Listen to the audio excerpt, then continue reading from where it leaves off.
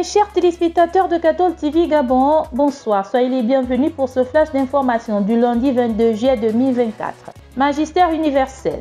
Hier, dimanche 21 juillet 2024, avant de réciter la prière mariale de l'Angélus place Saint-Pierre, en présence des fidèles et des pèlerins, le pape François, dans son exhortation, a invité chacun à cultiver son désir intérieur au milieu du bruit et de l'affairisme quotidien. Seule manière, selon le Saint-Père, d'être présent pour son prochain sous le regard de Dieu. Avant de clore son exhortation, le souverain pontife s'est exclamé en ces termes.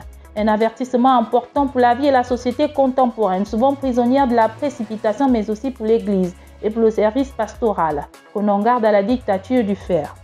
Toujours au Vatican, en prélude à la cérémonie d'ouverture des Jeux Olympiques de Paris, Monseigneur Laurent Ulrich, archevêque de la capitale, a présidé la messe ouvrant la trêve olympique le vendredi 19 juillet 2024 dernier, en l'église parisienne de la Madeleine, en présence du nonce apostolique en France, son Excellence Monseigneur Celestino Migliore et de plusieurs autres évêques du Saint-Siège pour les Jeux Olympiques et Paralympiques. Le Saint-Père a adressé un message écrit pour la circonstance, rappelant que les Jeux Olympiques sont par nature porteurs de paix et non de guerre. Église en marche. Son Excellence Monseigneur Jean-Patrick Ibaba, archevêque métropolitain de Libreville, a ouvert la porte sainte de la chapelle du monastère Notre-Dame des Anges des Sœurs Clarisses le samedi 20 juillet 2024 à 9h. C'est à l'occasion de l'ouverture des noces d'or de la fondation de ce monastère. Diocèse de Franceville. Le dimanche 21 juillet 2024, 16e dimanche du temps ordinaire année B, son Excellence Monseigneur Ephraim Johnny, évêque du diocèse de Franceville, a présidé une messe d'action de grâce dans sa cathédrale. Messe à laquelle le président de la transition, le général de brigade, Brice Clotaire Oligingema et son épouse, Madame Zita Oligingema, ont pris part. Le chef de l'État achevait ainsi sa tournée républicaine de la province du Haut-Ogooué. Au cours de cette célébration eucharistique, l'ordinaire du lieu a procédé à la bénédiction de l'orgue de la dite cathédrale. Le dimanche 21 juillet 2024 s'est tenue une rencontre fraternelle au CS d'Alibondeng des membres des groupes Les Chevaliers et les Milices de l'Immaculée.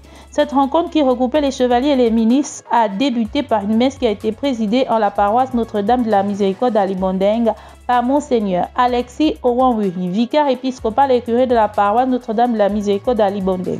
Le but de cette réunion a été de statuer sur la charte qui doit constituer la mission de l'Immaculée, renfermant les différents grades du mouvement, à savoir les soldats, les petits miliciens, les chevaliers, les jeunes miliciens et les miliciens. Au sortir de cette réunion, l'élaboration de la charte a été confiée aux chevaliers de l'Immaculée. La proposition devrait être faite lors de la session nationale à Makoko.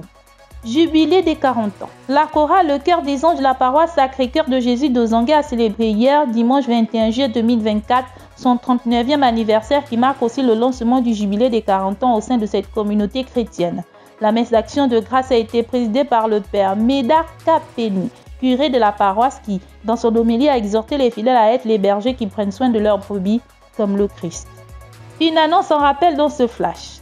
La sous-commission apostolat des laïcs de l'archidiocèse de Libreville organisera à la cathédrale Notre-Dame de l'Assomption Sainte-Marie un temps d'intercession pour notre pays, le Gabon, le vendredi 26 juillet 2024 de 15h30 à 20h. Le peuple de Dieu tout entier y est cordialement invité.